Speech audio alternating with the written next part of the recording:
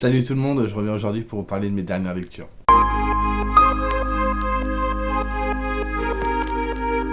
Donc tout d'abord, je vais revenir sur le premier titre de ce bilan qui sort Nevernight, tome 2, Les Grands Jeux, donc de J. Christophe aux éditions de Saxus. J'ai lu ce livre en lecture commune avec Stéphanie du compte Chronique de lui et Laetitia du compte Coin Lecture de Calais, si je dis pas de bêtises. Pour le résumé, alors on suit Mia, je sais pas si vous vous souvenez, parce que j'ai lu le premier il y a quelques mois de juin, je crois. On suit Mia, une jeune fille, son père travaillait, je crois que c'était pour la royauté de ce royaume-là. Et il a voulu créer un mouvement de révolution au sein du royaume. Il a été trahi, il a été exécuté. Sa mère et son petit frère ont été enlevés et placés en prison. Mia devait être exécutée également. Au dernier moment, elle a réussi à se sauver. Et de ce jour-là, elle a décidé de se venger. Donc, elle prépare ses armes. Dans le premier tome, on peut dire ça. Elle prépare ses armes. Elle intégrait une école justement pour devenir une assassin. Et on la retrouve ici dans ce deuxième tome. Alors je ne vous dis pas ce qui s'est passé, forcément je vais pas vous spoiler. Alors pour ce deuxième tome, qu'est-ce que je peux en dire? Les mêmes défauts, moi j'ai trouvé que pour le premier, c'est-à-dire que le début est très lent. Le livre fait, je sais plus, 800 pages je crois, quelque chose comme ça. Ouais, c'est ça. Et franchement les 400 premières pages, mais que c'est long. Que c'est long. Alors je sais pas, il y en a d'autres qui adhèrent. Moi personnellement j'ai du mal. Je dis pas qu'on s'ennuie non plus complètement, mais il se passe pas énormément de choses. En plus, contrairement au premier tome, ça se passe carrément ailleurs. Donc il y a beaucoup de nouveaux personnages. Donc forcément, l'auteur, faut qu'il les fasse rentrer en scène. Faut qu'il explique l'univers dans lequel notre héroïne va évoluer. Donc il prend vraiment son temps d'expliquer tout ça. Mais c'est vrai que c'était un petit peu long. Mais une fois qu'on rentre dans le vif du sujet, comme le premier tome, je trouve que c'était dingue. Moi j'étais à fond dedans. J'avoue que j'ai eu un peu de réticence parce que, bon, je ne vous spoil pas, mais quand on voit les dessins, on se doute un peu de l'univers dans lequel on sera. Et c'est pas un univers où je suis forcément fan, et l'auteur a réussi quand même à me faire adhérer. Parce que du coup, d'employer ce genre de thématique, on va dire, c'est que ça donne justement la place à beaucoup de grands spectacles. Ça fait vraiment gros film blockbuster hollywoodien. En plus, la plume, elle est extrêmement fluide, donc on n'est jamais perdu dans ce qui se passe. Pourtant, il y a beaucoup d'action. Et Dieu sait que moi, il y a des livres où quand il y a beaucoup d'action, je suis complètement perdu, je ne comprends pas ce qu'explique l'auteur. Là, pour le coup, ça l'a fait de ouf. J'étais vraiment à fond dedans. Pour un final qui est complètement explosif, et on n'a qu'une envie, c'est de se jeter sur le tome 3. Bon, j'attends les filles, on va le lire aussi ensemble, le troisième. Mais franchement, la même impression que le premier. Je sais pas que je suis déçu, je trouve que c'est toujours long à mettre en place. Il a beaucoup aussi travaillé son héroïne, parce que l'héroïne évolue énormément dans ce second tome. Il y a vraiment une dualité qui s'oppose en elle entre son côté très humain et son envie de vengeance. Donc des fois, elle a le cul entre deux chaises et elle se demande est-ce qu'elle peut sacrifier son humanité pour se venger, point barre, ne pas avoir de sentiments et tout ça. Et du coup, même nous, on se met à douter d'elle. D'ailleurs, c'est un univers où vous douterez de tout le monde. Franchement, c'est un univers, comme je vous l'ai dit, trigger warning, c'est sanglant, il y a du sexe, c'est violent, que ce soit dans la description, que ce soit dans les dialogues. Donc on est vraiment dans un monde assez pourri et franchement on est à l'abri de personne parce qu'on ne sait absolument pas à quoi s'attendre. Et c'est justement ce qui fait un peu ce sel dans ce genre d'univers. Alors comme d'hab, je dirais qu'on est plus dans une fantasy adulte, mais des grands ados, je dirais 16-17 ans, peuvent peut-être y aller. L'auteur a vraiment cette façon d'amener les choses assez facilement en amenant un univers. En plus, ce qui est très bien et qui m'a beaucoup aidé, c'est qu'au début, vous avez ce qu'il appelle... Alors vous avez une carte là, il y en a deux. Vous en avez une deuxième là, donc les cartes sont toujours très jolies. Ah, vous en avez même une troisième, donc on n'est pas perdu. Et voilà, le dramatis personae. Donc en fait, tous les personnages qu'on a vus dans le premier tome sont récapitulés ici. Et il prend vraiment le temps, alors je vais vous montrer de loin parce que je ne veux pas vous spoiler. Il prend vraiment le temps d'expliquer, vous voyez, là la partie là c'est que pour Mia l'héroïne. Donc il prend vraiment son temps pour venir nous expliquer les choses et tout ça, donc c'est vraiment appréciable. Dans ce deuxième tome, il n'hésite absolument pas à tout remettre en question. Et ça, j'ai trouvé ça assez grandiose parce que Même vous, en tant que lecteur, vous êtes régulièrement surpris, vous attendez, ouais, il s'est passé ça, donc ouais, je vois où il va en venir, et là, paf, il part sur autre chose, et tu te dis, ah ouais, ah ok. Et du coup, ça amène vraiment un regain d'intérêt pour l'histoire.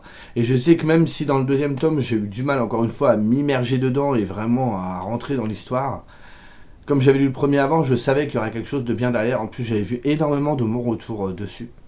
Après, je dis pas que j'ai non plus rejoint la hype de Godin, mais si on me demande un titre de fantasy qui est pas trop compliqué à lire, celui-là, je pourrais le proposer. C'est vrai que c'est bien. Après, même s'il fait 800 pages, on est quand même chez De Saxus, donc c'est écrit relativement gros. Le seul truc, c'est quand vous avez un bébé comme ça à lire, moi, il me faut une table à proximité, parce que si je le tiens comme ça, laisse tomber, c'est pas la peine. Il y a certains passages qui étaient plutôt émouvants. Moi, j'ai été ému une période. Alors, ému, c'était relatif, hein, je me suis pas mis à chialer. Mais où. Ah, ça me titille un petit peu, je me dis, ah ouais, c'est pas mal ce qu'il a fait. Donc, c'est bien, je trouve que c'est de la fantaisie où on n'est pas forcément. Bah, il y a l'attachement à l'héroïne et on éprouve de l'empathie pour les personnages. Donc, ça, c'est quelque chose de très très bien aussi. Et autre chose que je tiens à souligner, que je trouve vraiment bienvenue, c'est qu'on a beaucoup de personnages féminins dans ce deuxième tome, et malgré, comme je vous dis, un univers qui est assez cruel, sanglant, violent, eh ben on a des héroïnes super fortes, qui se laissent pas abattre, et malgré les obstacles qu'elles ont sur leur route, en plus des bonhommes, parce que les bonhommes c'est quand même, hein, ils sont tous mesquins et tous sournois, eh ben elles arrivent à leur tenir la dragée haute et à y aller et à être combatives, et j'ai trouvé ça bien qu'il y ait des personnages féminins comme ça, quoi. C'était vraiment sympathique. Alors un deuxième tome que j'ai trouvé à la hauteur du premier, aussi bien que le premier. Alors je ne serai pas dans cette hype, tout le monde a un coup de cœur, mais un très très bon titre, vraiment très bien. Seul petit point pour moi, c'est que c'est toujours très long à démarrer. Et je m'ennuie toujours un peu dans, on va dire, je dirais la première moitié, quoi. Ensuite, j'ai eu une envie subite de lecture que j'appellerais des lectures choubidou, des lectures qui font du bien. Alors, ne me demandez pas pourquoi. Comme j'ai plus ou moins stoppé ma palle officielle du 15K, je me suis dit, allez Laurent, pars sur ce que tu as envie, plus de stress, plus de contraintes, plus de pression, vas-y. Donc j'avais envie d'une petite romance. Donc je suis parti sur Nos âmes tourmentées, donc chez Hugo Roman, donc ici en version poche. Donc de la collection New Romance de Morgane Moncomble. J'avais vu pareil passer quelques bons avis dessus et je me suis dit, en général, moi les seules romances que j'ai lues, parce que j'en ai pas lu non plus des caisses, c'était des autrices soit anglaises, soit américaines. Et là, j'ai eu envie de tenter Morgane Moncombe, qui est une autrice française. On va suivre Azalée. Donc Azalée apprend que sa mère vient de mourir subitement dans un accident de voiture. Et du coup, elle doit retourner dans sa ville de naissance, donc qui est Charleston, où elle a grandi toute son adolescence. Et elle a vraiment les boules parce que c'est un lieu où elle ne veut absolument pas retourner. Elle avait plus ou moins coupé les ponts avec tout le monde, et là il faut qu'elle s'y rende pour des questions administratives. Sa mère est décédée, donc il faut vendre la maison. Mais arrivé là-bas, tout ne va pas se passer comme prévu, puisqu'elle a un petit voisin qui s'appelle Eden, et qu'elle ne la laisse pas indifférente. Et du coup, de là va découler certaines choses. Je vais spoiler, je me permets de spoiler parce que c'est spoilé dès le début de la part de l'autrice, et je trouve que c'était très bien ce qu'elle a fait. Vous avez des avertissements, vous voyez ici, et elle a mis derrière des numéros de téléphone. Donc on va être sur... attendez, je vais reprendre exactement ce qu'elle a mis, hein, comme ça au moins... on pourra pas s'en prendre à moi. Cyberharcèlement, violence aux femmes, il y a 2 numéros de téléphone, SOS viol femmes également, et il y a également suicide écoute. Donc de là, vous pouvez vous douter que Azalée, c'est ça, Azalée a vécu des choses assez traumatisantes dans son adolescence. C'est pour ça qu'elle est partie de Charleston et qu'elle est partie vivre à New York, et elle avait absolument pas envie d'y retourner. En plus, elle arrive là-bas, voilà, elle a une petite réputation qui n'est pas très très glorieuse. Bref, je ne vais pas vous raconter le livre non plus, je vous laisserai le lire. Moi, j'ai eu envie de me tourner sur ce titre-là justement parce qu'il y avait des messages forts. Et c'est vrai qu'on résume toujours un peu la romance à quelque chose de léger. On connaît déjà la fin, oui, mais bon, tu lis un thriller, tu connais la fin. Tu lis un livre historique, bah forcément tu connais la fin, puisque l'histoire elle a déjà été écrite. Enfin bref. Donc là, je trouvais qu'on sortait un petit peu des sentiers battus. L'autrice, elle prenait plus ou moins position. Elle allait se servir de son livre comme un étendard pour faire valoir certains droits. Donc on va parler féminisme, parce que Azalée elle tient un podcast féministe. Parce que vous savez que dans le récit, la raison dont elle est construite, on est sur des points de vue d'alternance, donc entre Eden, donc le charmant monsieur, et Azalée, la demoiselle. Et du coup, quand on commence les chapitres avec Azalée, il y a toujours une phrase ou deux qui extrait de son podcast. Alors attendez, je vais essayer de vous en trouver une petite, hein, je vais pas non plus tout vous lire. Et du coup, c'est des petites phrases qui passent bien et qui apprennent 2-3 trucs et j'ai trouvé ça plutôt pas mal. Donc voilà, par exemple, vous avez celui-ci, chapitre 4, hein, j'ai pris un au début pour pas vous embêter. Vous avez le texte et vous avez le petit intitulé avant. Et là, c'est marqué « Bienvenue sur Dire Patriarchie » ou « Patriarchie », je ne sais pas comment on dit en anglais.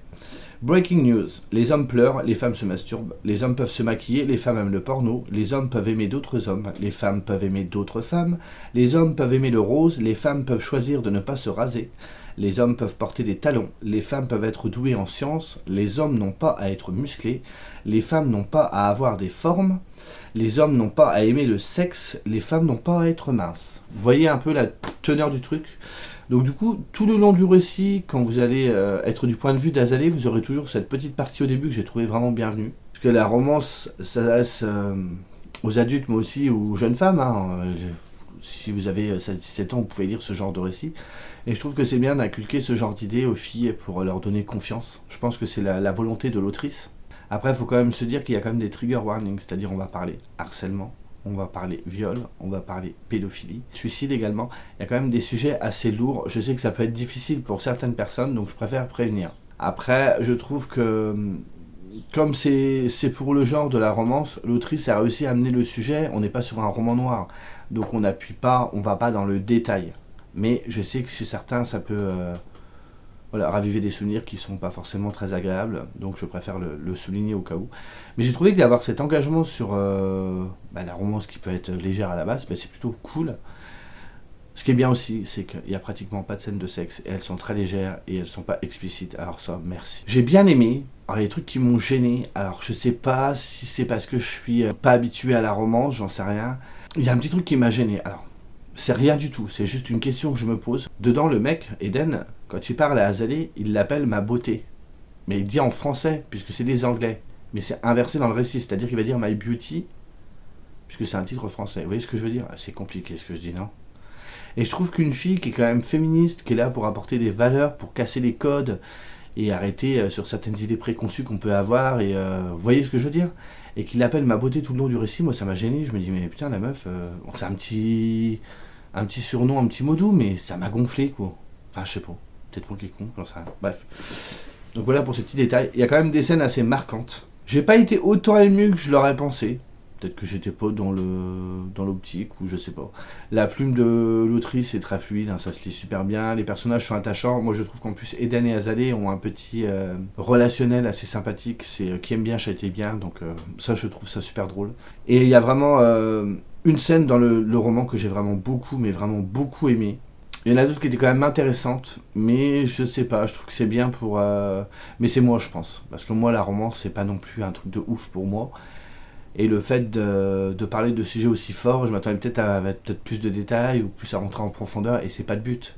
Mais je trouve quand même que c'est vraiment bien de la part de Morgane Moncomble qu'elle ait pris ce parti, on sent que ça lui tient à cœur, et qu'à travers ce roman, elle veut vraiment porter un message et faire valoir sa voix auprès de gens qui ont vécu ce genre de choses. Donc c'est vraiment bienvenu. On reste quand même sur des personnages attachants, on passe un bon moment. Vous voyez, moi il fait 500 pages, j'ai lu ça en 2 jours, ça se lit bien, c'est écrit quand même plutôt gros. Et je trouve que c'est bien que la romance, ça ne se cantonne pas juste à une histoire d'amour fleur bleue entre deux personnages. Et que l'autrice ait fait ça, c'est vraiment bienvenu. Bravo à elle d'oser aborder ce genre de sujet et d'avoir mis ça à l'honneur. C'est vraiment très bien. Toujours dans mes lectures, on va dire, choubidou. Bon là on est vraiment à la limite du choubidou quand même. Mais voilà, je vous avais réclamé, je m'étais plaint à vous surtout, je m'étais plaint à vous que j'avais pas de coup de cœur, que j'étais un pauvre homme. Il y en a un là qui arrive. Sur un livre que je m'y attendais absolument pas, c'est un livre qu'on a vu partout, que tout le monde a lu, et moi je l'ai lu donc dans le cadre de l'ALC du mois d'août pour le challenge du 15K de Dorian. Et j'attendais rien de ce livre-là, mais rien du tout. Je dis ouais, tout le monde a adoré, je vais lire ça, je vais me faire chier. Donc je partais pas sur une note très positive. Je vous le montre quand même parce qu'il y en a qui ont déjà deviné, ceux qui ont participé du coup. C'est Tout le bleu du ciel de Melissa d'Acosta aux éditions Livre de Poche.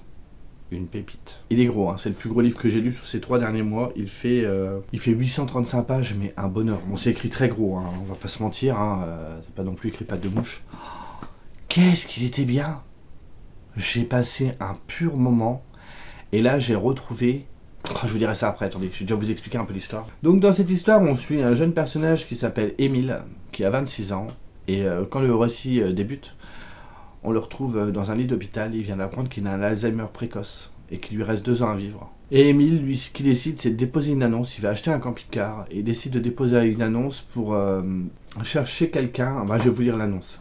Petiteannonce.fr, jeune homme de 26 ans, condamné par un Alzheimer précoce, souhaite prendre le large pour un ultime voyage. Recherche compagnon d'aventure pour partager avec moi ce dernier périple. Donc il a plus beaucoup de temps à vivre, Émile il veut profiter de la vie. Donc il balance l'annonce, il prévient personne dans son entourage, et le vlog il part avec son camping-car, et là il va croiser la route de Joanne. Joanne a répondu à son annonce sur internet, elle l'attend sur une aire d'autoroute, et les voilà partis tous les deux. Et on va être sur un road trip, mais un road trip bourré d'émotions, je suis encore un petit peu ému d'ailleurs en vous en parlant. J'ai surkiffé ce livre. C'est comment vous dire ça. Moi, je suis pas parti en vacances cet été, si vous voulez tout savoir. Eh ben, j'y suis quand même parti avec ce livre-là parce que j'étais avec eux dans le camping-car. Franchement, 2 personnages. Donc, vous avez le personnage d'Émile qui est assez jovial malgré ce qui se passe, qui veut profiter de ses derniers instants, qui est assez sympa, qui se prend pas la tête. Et vous avez Joanne à côté. Elle parle presque pas. Elle est renfermée. Elle se cache sous son grand vêtement et son grand chapeau. Elle est très discrète. Émile a du mal à nouer le contact avec elle. Du coup, à travers ce road trip, ces 2 personnages vont se rapprocher et on va apprendre à découvrir pourquoi ils sont là aujourd'hui. Donc nous, Émile, on le sait à travers sa maladie qu'il a, mais il y a également d'autres choses aussi dont il a souffert, et du coup, on va découvrir toute sa vie d'avant. Et pareil pour Joanne.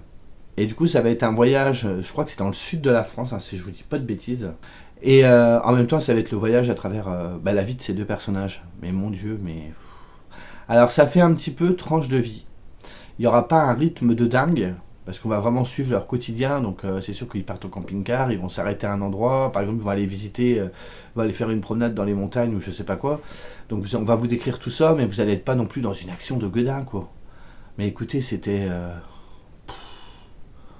simple, la plume est très simple et très fluide. Mais justement, c'est ça aussi qui fait la force du récit, je trouve. Puisque derrière l'idée principale de ce roman, c'est que Melissa d'Acosta, elle veut nous montrer qu'il faut arrêter de se prendre la tête dans la vie. C'est vrai qu'on est toujours en train de prendre des rendez-vous, d'avoir des tracas pour pas grand-chose. Vous savez, on se met la pression, on s'accable de responsabilités en plus et tout.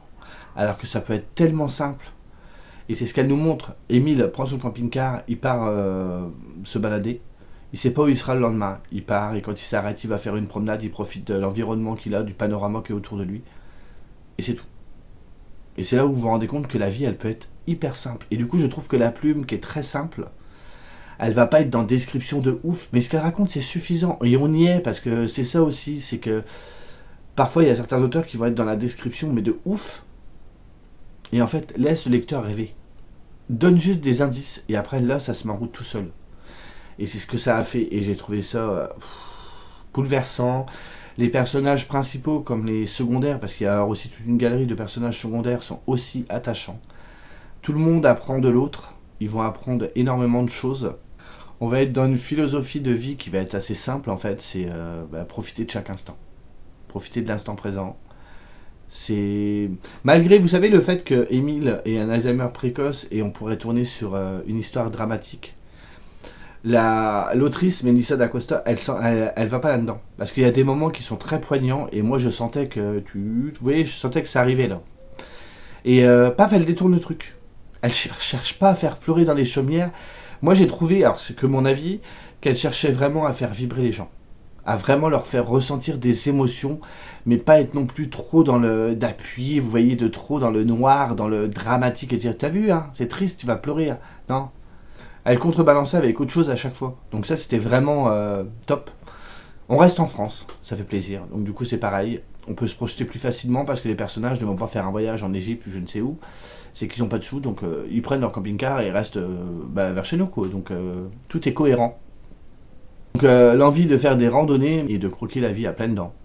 De laisser mon téléphone, de laisser mon ordinateur, ma télé, toutes ces choses-là, et de partir profiter simplement de tout, déconnecter de tout en fait, et se reconnecter au basique. Alors ça fait des grandes phrases un peu comme ça, mais là-dedans ça le fait tellement, mais c'était tellement bien. Moi quand je suis arrivé aux dernières pages, j'avais pas envie de lâcher le livre. c'est que je me dis, il me reste 50 pages, ça va être fini, et j'avais pas envie. Et j'ai pas eu le choix, forcément, il est fini. D'ailleurs, je lirai les autres d'autrices, ça c'est sûr et certain.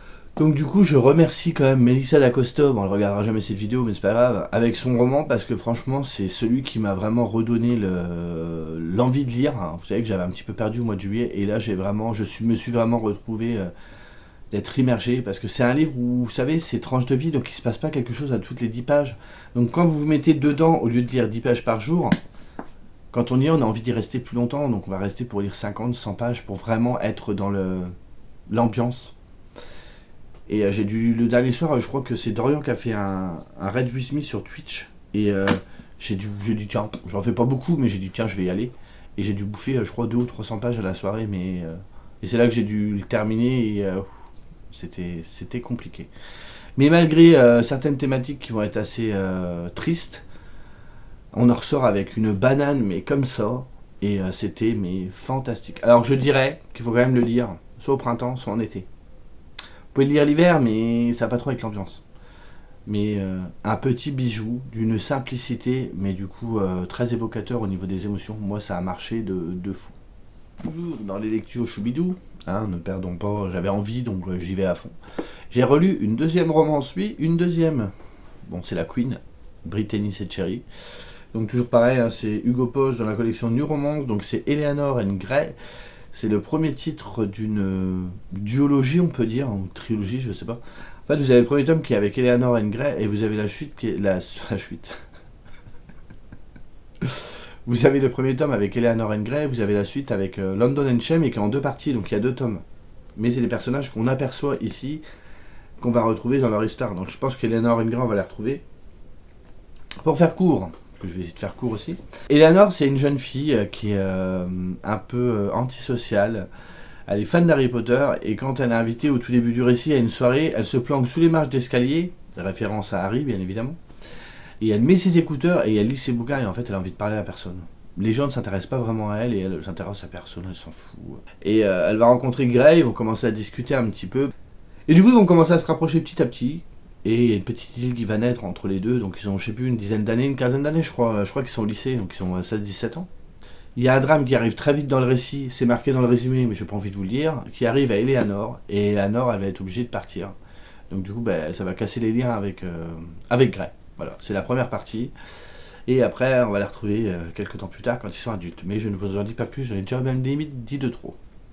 Là, j'adore Brittany Setcheri. J'ai déjà lu 5 de ses livres, donc je les lis dans l'ordre de parution.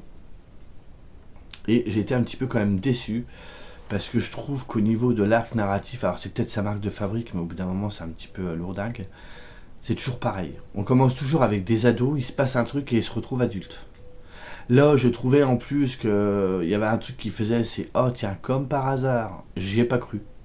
Mais elle a quand même une force, c'est que ce livre-là, je l'ai lu, arrivé à la page 3, elle m'avait déjà brisé le cœur. Elle a ce truc, Brittany Setcheri, c'est que vous commencez un de ses romans, vous êtes content parce que voilà, c'est une bonne autrice, elle prend votre cœur, elle fait ça, elle le lâche, il tombe en miettes, et à la fin, elle arrive à tout coller. Donc grosso modo, on va dire ça. Donc ça restait quand même sympathique. Moi, j'ai trouvé que la fin, elle ressemblait à un autre de ses romans, donc ça m'a fortement gêné. Qui a pu me gêner, je peux pas vous dire pourquoi, mais la romance va... Sur quoi elle commence à naître, ça m'a gêné fortement. Il y a un truc qui fait que, ouais, je me suis dit, oh, quand même. Après, c'est personnel, hein. Un petit peu gêné. Je dis pas que j'ai pas aimé, parce qu'elle arrive toujours à rendre ses personnages attachants, mais le fait que moi, j'ai pas adhéré au début à cette histoire de comme par hasard, ça m'a un petit peu bloqué. J'ai préféré limite la partie ado que la partie adulte. J'aurais pas énormément de choses en plus à dire. Bon, après, voilà, c'est Brittany Setcheri. Je trouve qu'elle arrive toujours à nous faire naître pas mal d'émotions, mais je sais pas, je trouve que... Faudra voir, parce que j'en ai parlé avec certains, et on m'a dit que London and Shame, si tu lis le premier, lis le deuxième dans la foulée, parce que tu voudras pas y retourner. Ça n'augure rien de bon. Et soi-disant que le titre le mieux, selon certains, de Brittany Setcheri, je l'ai déjà lu, et qu'après ce sera plus aussi bien. À voir, parce que moi jusque là je les ai vraiment tous aimés. Il y a vraiment celui-là où ouais, je trouvais que c'était un peu rengaine, et que voilà quoi, l'arc narratif, la construction du récit en 2 parties avec ado, adulte, c'est toujours pareil. Et je vous dis, là la fin, quand j'ai eu la fin, je fais c'est une blague ou quoi? Je fais c'est plus ou moins pas vraiment la même chose, mais ça y ressemble beaucoup à la fin d'un autre de ses romans. Je fais, elle avait pas d'inspiration ou ça se passe comment? Bref, ça reste sympa, mais il sera pas inoubliable celui-ci. Mais voilà, ça reste quand même une autrice qui a vraiment beaucoup de talent. Et si vous voulez tenter la romance, partez sur cette autrice. Moi, j'y connais rien, mais je vous le dis parce que même j'ai vu plusieurs lectrices de romance, mais qui en lisent beaucoup plus ou régulièrement, qui trouvent que c'est une autrice top. Donc allez-y, allez-y si vous en avez vraiment envie. Et pour clôturer ce bilan lecture, on va partir sur carrément autre chose, parce qu'en dehors du fait de lire des lectures choubidou, j'ai voulu aussi du coup sortir de ma zone de confort. Je me suis dit, Laurent, là c'est pas le moment de t'arrêter. Un livre, bah vous voyez, à part mon Nevernight, non, parce que Nevernight, j'en avais très envie, mais 2 romances, alors que d'habitude j'en lis une tous les ans, quoi. Et ça, je me suis dit, ça va pas me plaire parce que tout le monde l'a lu, et au final, bah, ça marche de ouf. Et là, je suis parti sur une petite LC avec ma copine Magali. Et on est parti, parce qu'on l'avait tous les deux, sur Ryu Murakami, Les bébés de la consigne automatique, ici aux éditions Piquet. C'est mon premier Piquet d'ailleurs. Donc moi j'avais acheté ça il y a un petit moment, c'est la couverture que j'adore. J'avais acheté ça et la libraire m'avait dit si tu aimes quelque chose, enfin, ça va nous servir par la suite. De punk et de rock and roll, elle fait vas-y. Ouais, enfin, je me suis dit faut tenter. Hein.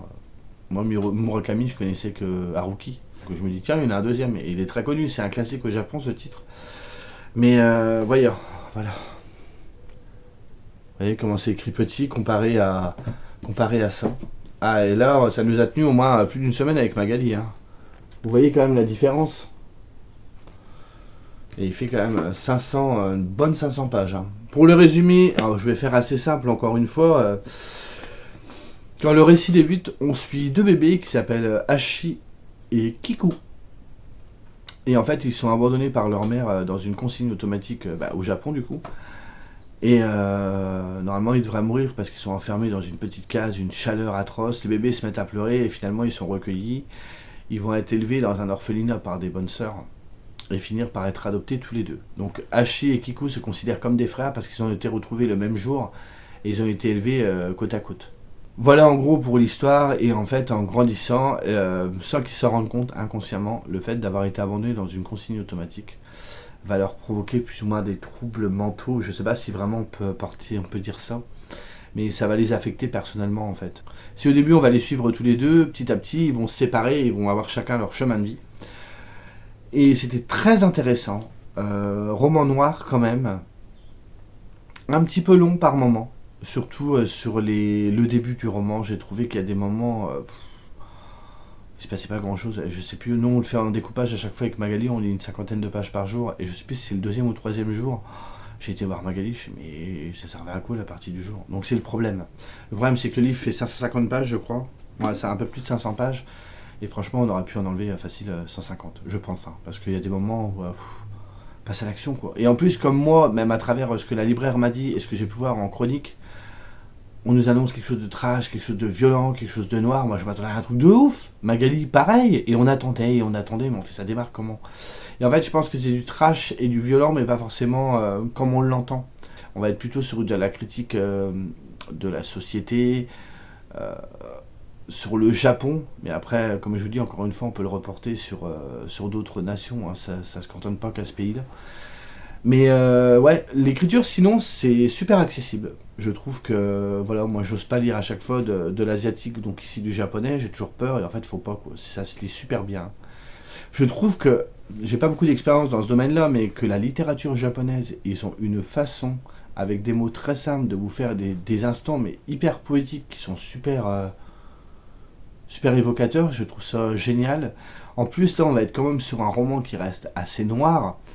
Et pourtant, l'auteur, il va réussir, au milieu de tout ce noir, de toute cette crasse, à vous sortir des instants de poésie, mais qui sortent de nulle part, et d'un seul coup, vous savez, vous êtes plongé dans une pièce dans le noir, et il y a une petite lumière qui apparaît d'un seul coup, et vous êtes ébloui par le truc.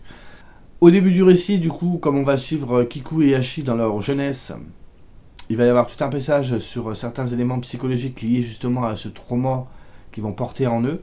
J'ai trouvé ça super pertinent. Et ce qui est intéressant, c'est que l'auteur, en prenant 2 personnages, il va pouvoir montrer les 2 aspects d'une même pièce. Donc la pièce, c'est le trauma. Vous allez avoir Kiku d'un côté, Hachi de l'autre, Kiku, ça va être la personne qui va être traumatisée, mais qui va porter la colère en elle. La colère, la violence. Et du coup, il va se lancer dans le sport pour essayer d'exorciser tout ça. Mais c'est un personnage qui va être assez trash, assez révolté. Parce qu'en plus, c'est quelque chose qui vont. Je ne saurais pas comment expliquer. C'est qu'inconsciemment, ça va se graver dans leur peau, dans leur chair, dans leur cœur. Et qui vont chercher quelque part d'où vient, pour Kiku, d'où vient cette colère. Mais ils n'auront jamais de réponse en fait. Elle a toujours été là. C'est dû à ce qu'ils ont vécu. Dès qu'ils sont venus au monde, en fait, ils ont vécu l'enfer. Et du coup, cet enfer, il va constamment le consumer tout le temps, tout le temps, tout le temps. Et de l'autre, vous aurez Hachi. Et Hachi, c'est carrément l'inverse. Hachi va être plus dans ce sentiment de tristesse, de mélancolie permanente, de solitude aussi. Il va être plus carrément dans l'incompréhension. C'est pas de la colère, c'est qu'il ne comprend pas pourquoi il est toujours triste, pourquoi ça va pas. Et Hachi, il va y avoir vraiment un aspect très poétique chez lui. D'ailleurs, vous le verrez, bon, c'est marqué dans le résumé, donc je me permets de le dire. Il va plus se lancer dans une carrière musicale, donc il va avoir besoin d'exprimer tout ce mal-être qu'il a, donc ça va se faire d'une façon mélodieuse. Ça va être beaucoup plus doux. Vous voyez ce que je veux dire? Mais ça reste un personnage aussi assez trash. Il y a des scènes complètement what the fuck. Moi, ce que j'ai kiffé, c'est qu'à un moment dans le récit, vers le début, on va parler d'un endroit dans le Japon et ça fait vraiment la cour des miracles de Notre-Dame. J'ai trouvé que ça se reportait vachement à ça. Et l'auteur, derrière ces deux personnages et ce destin funeste qu'ils connaissent, il veut vraiment porter un regard sur tout en tendresse. Il y a quand même une certaine tendresse, je trouve, qui découle, c'est sur ces gens marginalisés qu'on n'a jamais aidés. Vous vous rendez compte quand même que Kiku et Hachi, dès le premier jour de leur vie, on a cherché à les détruire, à les tuer. Et ils vont porter ça en eux et ils vont faire forcément des conneries ou des trucs comme ça. Et que du coup, on va pas chercher à les comprendre. On va les mettre de côté. C'est des marginaux, on les met de côté. Et on cherche pas à relever les gens. Bon, il y a une galerie avec d'autres personnages aussi qui vont être mis en avant. Il y a aussi donc du coup une certaine critique de la société, mais aussi une critique de certains domaines comme le domaine musical avec Hachi. Et ça j'ai bien aimé parce que vous verrez il y a un patron dedans qui est un peu ripou, vous voyez, véreux, un peu spécial. Je veux pas trop en dire non plus. Mais du coup il y a toute cette critique sur la carrière musicale qui est vraiment bien aussi. Et vraiment je regrette pas de l'avoir lu parce que c'est un livre qui me marquera même si j'ai pas non plus été enjaillé de fou. Donc on est sur un livre assez pessimiste, hein, soyez en bonne quand même condition quand vous allez le lire. Donc il y a vraiment cette volonté de Ryu, alors selon, bien évidemment ça ne porte qu'à mon avis, mais qui a vraiment envie de montrer ces gens un peu marginalisés, qu'il n'y a pas d'entraide, qu'on les aide pas. Et c'est pas les seuls, là on va se centrer sur Kiku et Hachi, mais il y en a d'autres aussi. Mais j'ai vraiment, vraiment beaucoup aimé. Après l'édition piquée est franchement bien, vous pouvez vraiment ouvrir le livre. Bon certes c'est écrit petit. Je suis sûr que si je l'avais lu tout seul, je l'aurais abandonné avant. Là, c'est parce que j'étais avec Magali. Et même si avec Magali, on est resté mitigé sur notre lecture, ça nous a vraiment été plaisant parce qu'on a vraiment beaucoup débattu. Et ça, franchement, c'est. Je le dis, mais les gens avec qui je fais des LC en général, c'est des gens avec qui je peux vraiment bien échanger. Et là, Maggie, Magali, elle change de prénom encore d'autres. Magali, elle est vraiment, elle aime beaucoup tout ce qui est roman noir, tout ce qui est roman japonais, asiatique et tout ça. Du coup, elle avait plus de kilomètres au compteur, dirons-nous, que moi. Mais malgré tout, on a pu échanger et voilà, il y a cette écoute, il y a ce respect. Et c'est vraiment agréable. Et du coup, on a réussi un peu à m'aider déjà, moi, à étayer mon propos aujourd'hui. Mais ouais, on est ressorti à peu près avec le même avis. Mais c'était vraiment sympathique. Donc voilà pour cet avant-dernier bilan du 15K. Le prochain, ce sera les dernières lectures et après, ce sera terminé le 15K. Donc j'espère que ça vous aura plu. Aujourd'hui, j'ai présenté quand même des lectures complètement différentes de ce que je peux présenter d'ordinaire. J'espère quand même que ça vous aura plu. Et comme d'habitude, dites-moi s'il y a des livres là-dedans qui vous intéressent, ce que vous avez lu, ce que vous en avez pensé. Et on en discute dans les commentaires, comme d'habitude, il n'y a pas de souci. Sur ce, moi je vous laisse et je vous dis à plus. Salut.